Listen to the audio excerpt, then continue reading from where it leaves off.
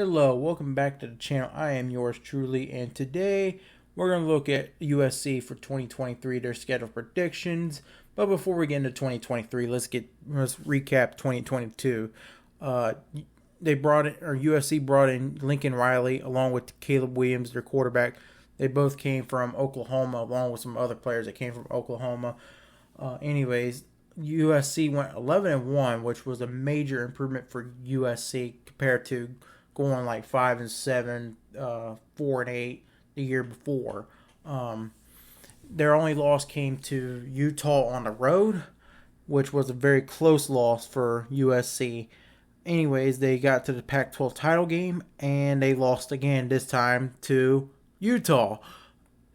And Utah ended up going to the Rose Bowl, but USC ended up going to the Cotton Bowl as another part of the New Year's Six Bowl.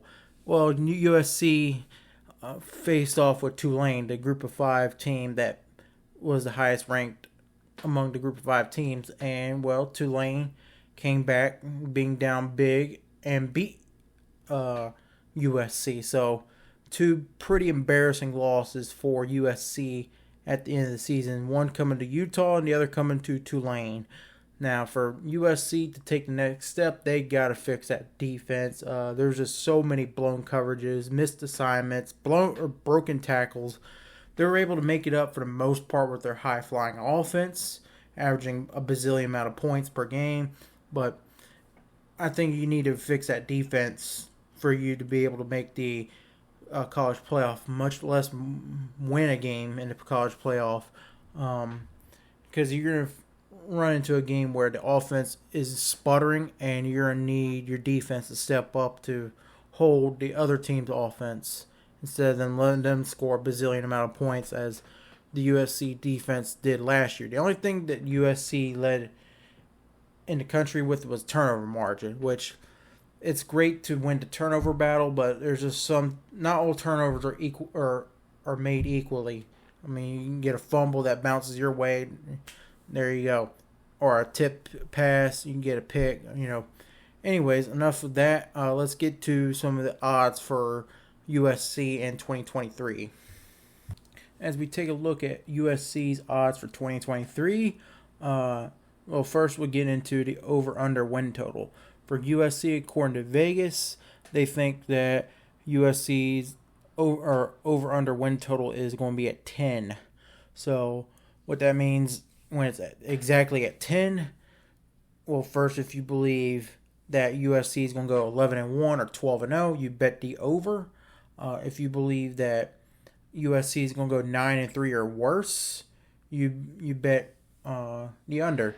Now, when it's at 10, way Vegas does is if USC ends up being 10-2, it becomes what they call a push, meaning nobody wins, nobody loses any money. Basically, you get your money back for what you put down. So you don't make no money, but you don't lose no money.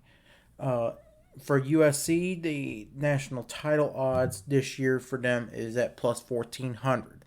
So that means if you put $100 down, that USC is going to win the national title, and they do win the national title, you will get $1,400 back, along with your bet money, but you win $1,400. For USC this year for the Pac-12, the title odds are plus 215. Like I said, if you put 100 down, that USC is going to win the Pac-12, and if they do, you get $215. You win $215. So I hope that explains everything for everybody. So let's get into this schedule.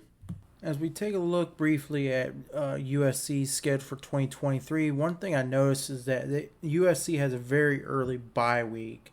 That just throws me off, because normally you would want your bye week later in the season, or like right in the middle, or even better, have it right before a big game. But no, they have it right in the early in the season. And if USC is going to win the Pac-12, this year's got to be the year, because USC is off to the Big Ten next year. So what better way to say F you to the Pac-12 than to win the Pac-12 in the last year that you are in the Pac-12 before you leave for the Big Ten. So, anyways, let's get to the schedule. Yeah, I'm not going to spend too much time on the first two games. The week zero game that USC opens up on is against San Jose State, and it's probably going to be a 50 plus point win. The week one game against Nevada, same thing, 40-50 point win over Nevada. Probably bring out the backups at halftime. This is like a couple of tune-up games. Now now they open up Pac-12 play against Stanford, and Stanford's probably gonna be the worst team, if not second or third worst team in the Pac-12. So this probably ends up being a USC win as well, probably about 20-30 point win. So USC is off the 3-0 start. The next game on USC's schedule is a road trip to Arizona State after a bye week the week before. Like I mentioned before, they had an early bye week. So despite Arizona State playing Arizona State on the road, I think this Arizona State team is going to be one of the worst in the Pac-12.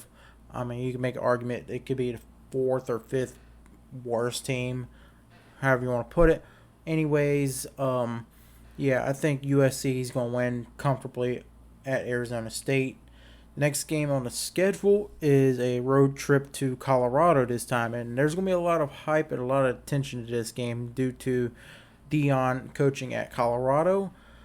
Despite this being a road trip for USC, I think USC will come into Colorado and hand Colorado a 40-point plus loss. So USC is going to be 5-0 at this point.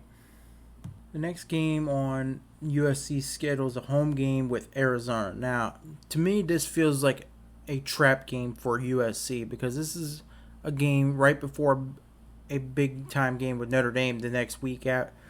And Arizona last year kept the game close, and it was within a possession for Arizona. Unfortunately for Arizona, they couldn't pull out the win.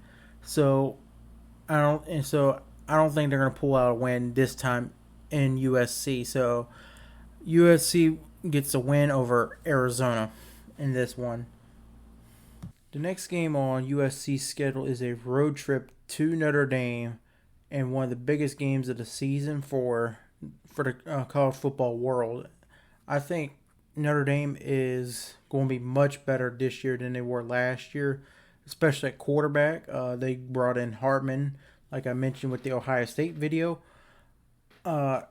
This is also a home game for Notre Dame, and I think this is going to be a great game between these two teams, and it's going to be a very close game this time.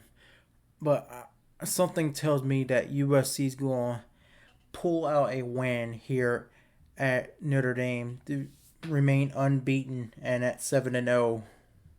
So give me a USC win over Notre Dame.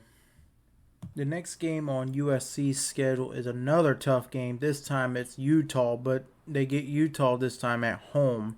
And while Utah has had your number last year, and despite them bringing back most of their offense production from last year, I just think USC this time is going to get payback on Utah and get a win. So give me a USC win over Utah. Now for the next game is a road trip to Cal this time.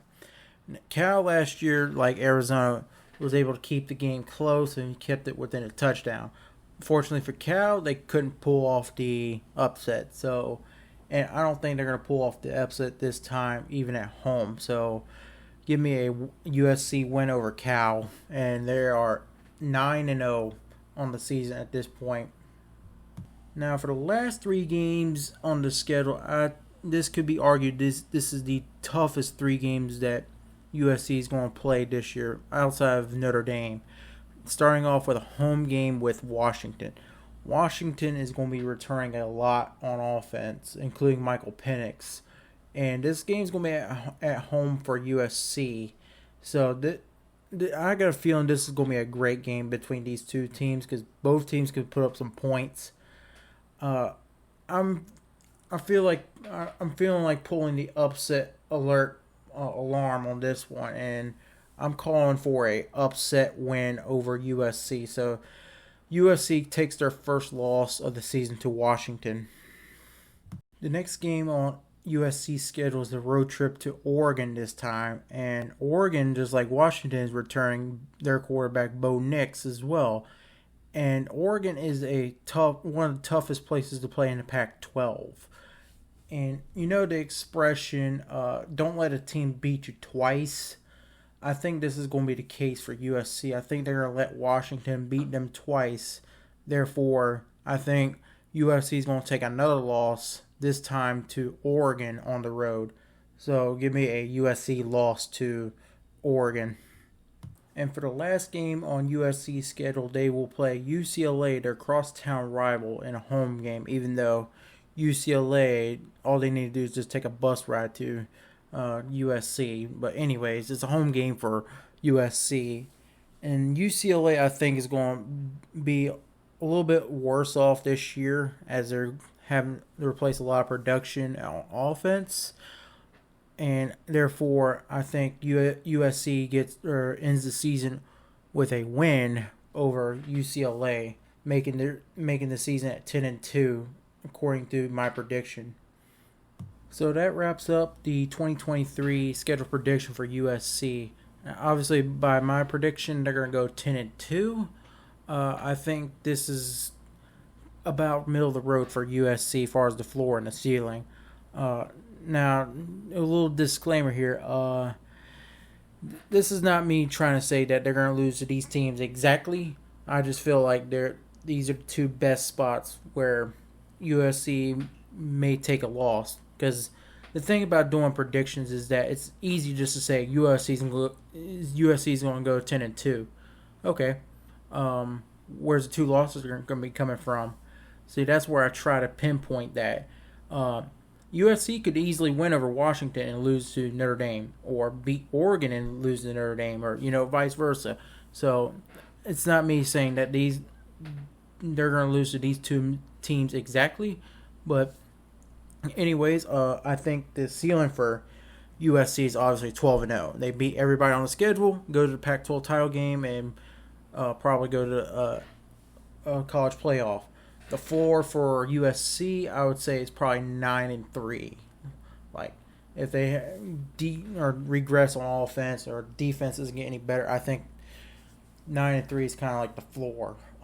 Anyways, if you like the content, like, comment, subscribe to the channel, as we're trying to grow the channel. It would go a long way if you hit the subscribe button, you hit the like button, as it boosts puts us in the algorithm more and more if you keep liking and comment the video. Anyways, until next time, thank you for watching.